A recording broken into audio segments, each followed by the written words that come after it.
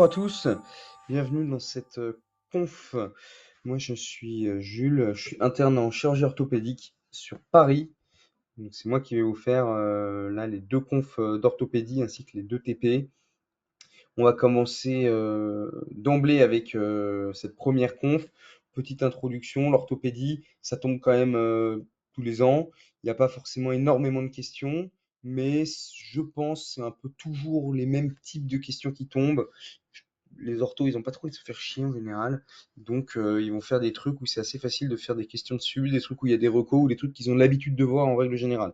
Il n'y a pas beaucoup de pièges, ouais, je vois même pas du tout en fait dans les différentes annales en ortho. Ce qui compte, c'est d'avoir bien compris certaines subtilités. Et ça va être le but du coup de ces différentes confs ETP, de bien pouvoir comprendre toutes les subtilités nécessaires qui sont parfois pas écrites dans votre collège et qui vont vous permettre d'avoir tout bon aux questions d'orthopédie. Donc, on va commencer d'emblée avec cette conf. Le code couleur, vert, pas coché 0, rouge, coché 0, bleu, réponse juste, noir, réponse fausse, en gros. Vous allez voir, il n'y a pas beaucoup de vert et rouge parce que je pense que en fait, en vrai, ils en font pas beaucoup. Alors, on commence d'emblée avec le mini dossier 1. Donc, à la fin de chaque mini dossier, il y a des petites diapos de rappel de cours. Mais pendant mes dossiers, j'ai pas de diapo. Vous voyez aux urgences un patient de 26 ans qui a chuté à vélo avec réception sur la main droite. Il présente une douleur importante au niveau du poignet droit. Première question, quel signe clinique vous orienterait vers une fracture de l'extrémité inférieure du radius distal plutôt que vers une entorse? Donc, 5 propositions. L'attitude est traumatisée du membre supérieur, déformation du poignet en baïonnette, douleur côté à environ 3 sur 10, déformation en dos de fourchette ou des ecchymoses du poignet. Je laisse un petit peu de temps pour que vous ayez le temps de répondre. Et ensuite, on va passer. Donc, les bonnes réponses, c'était la A, B et la D. Donc, l'extrémité inférieure du radius plutôt qu'une entorse. Il y a pas mal de questions comme ça, de trucs lesquels vous orienterez vers ça plutôt que ça ou autre. Aux ECN, en règle générale, il y en a beaucoup.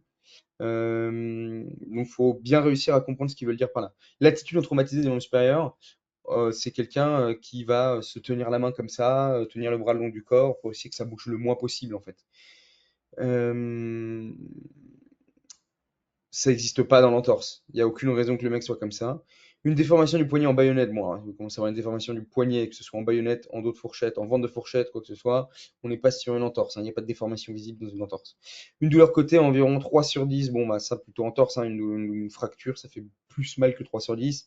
Des ecchymoses du poignet, ça oriente plutôt vers une entorse, là où la fracture ferait plutôt des hématomes. Attention à ne pas confondre les deux. Question 2.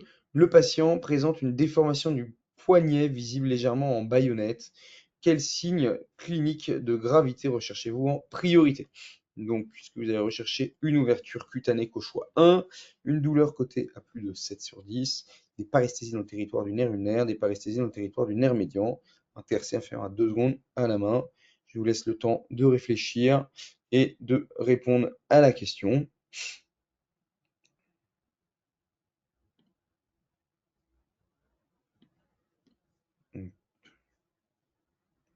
Donc,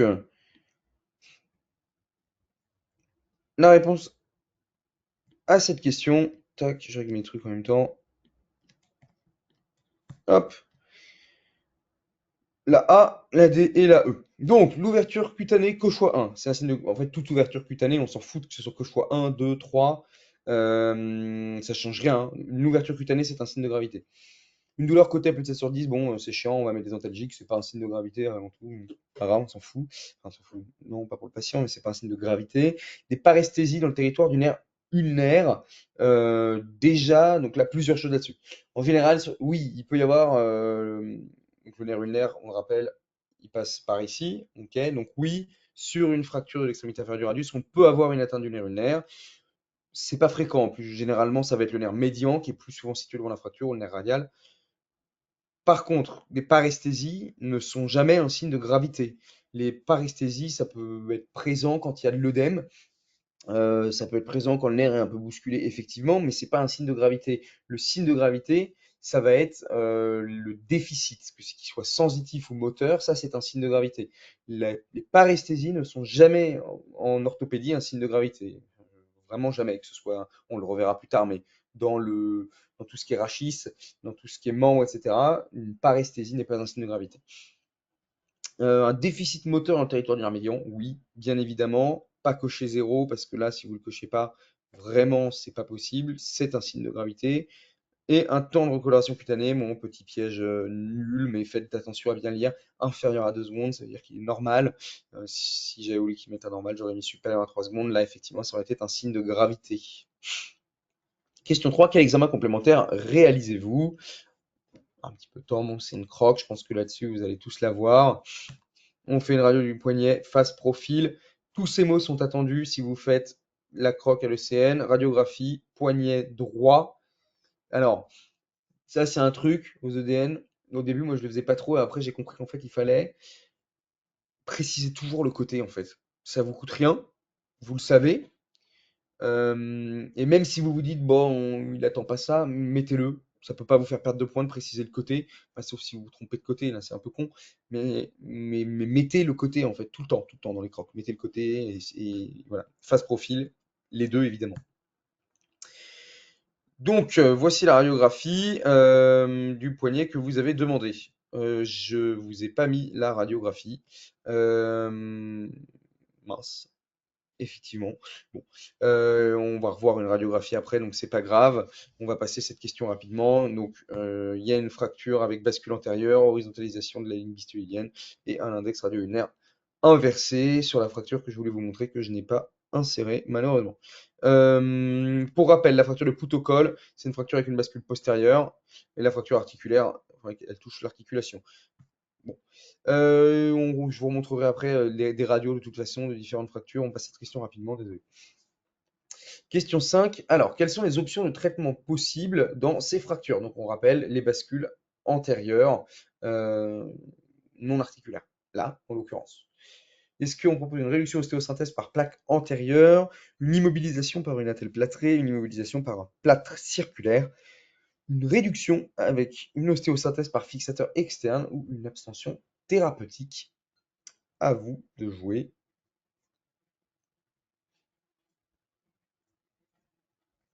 Je laisse un petit peu de temps, comme ça vous pouvez réfléchir, ça vous évite d'avoir à mettre pause. Donc, pour la réponse à cette question, les options possibles. Donc, les différentes options, il y en a deux principales en fait.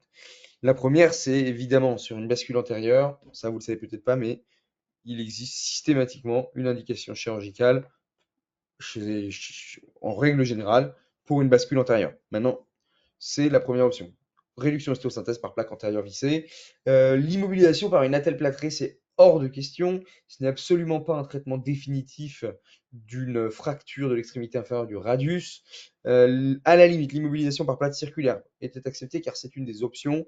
Sur une bascule antérieure chez une patiente grabataire, où ça va être compliqué de l'opérer, on n'a pas trop envie, bon, et même et encore, on pousse ces indications assez loin, hein.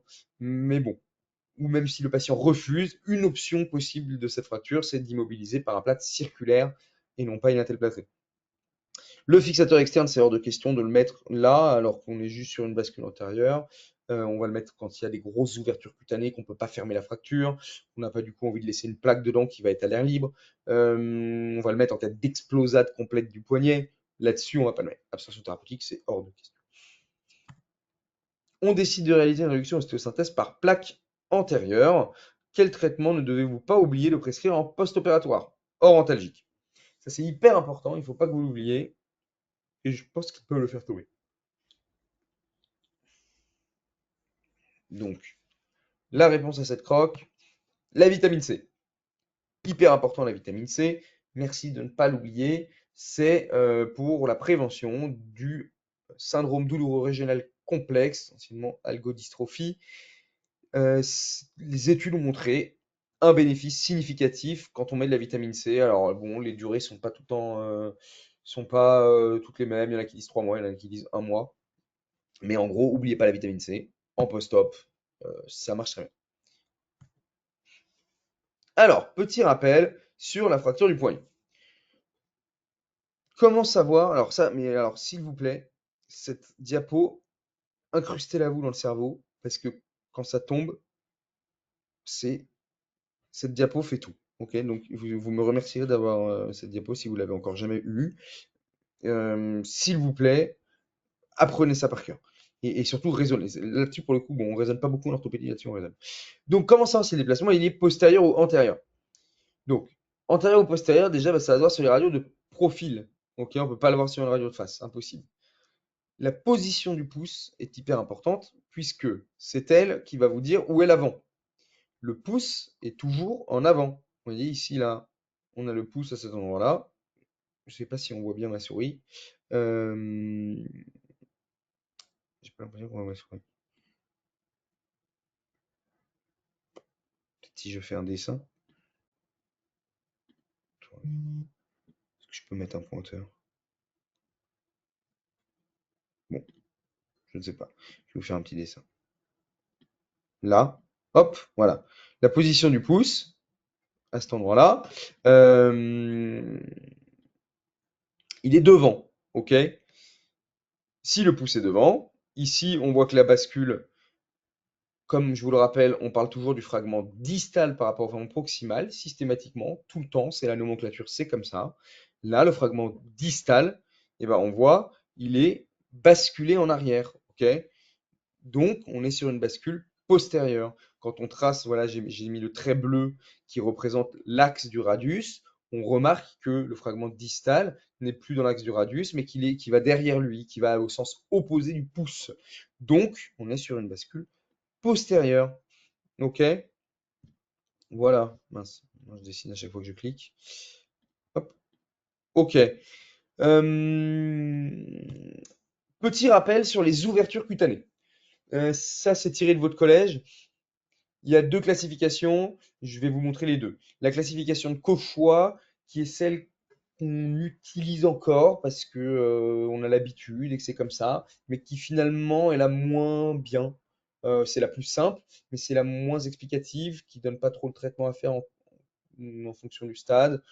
C'est la moins, disons, précise. Le stade 1 de l'ouverture de Cauchois, c'est qu'on peut faire une suture sans tension. Il n'y a pas de décollement au-dessus des aponevroses. Il y a une ouverture cutanée qui va être en général punctiforme et qu'on peut fermer sans problème. Ça ne va pas faire souffrir la peau, etc. Le stade 2 de la classification de Cauchois, on est sur une étendue un peu plus élevée avec un risque de nécrose par tension cutanée quand on essaye de fermer.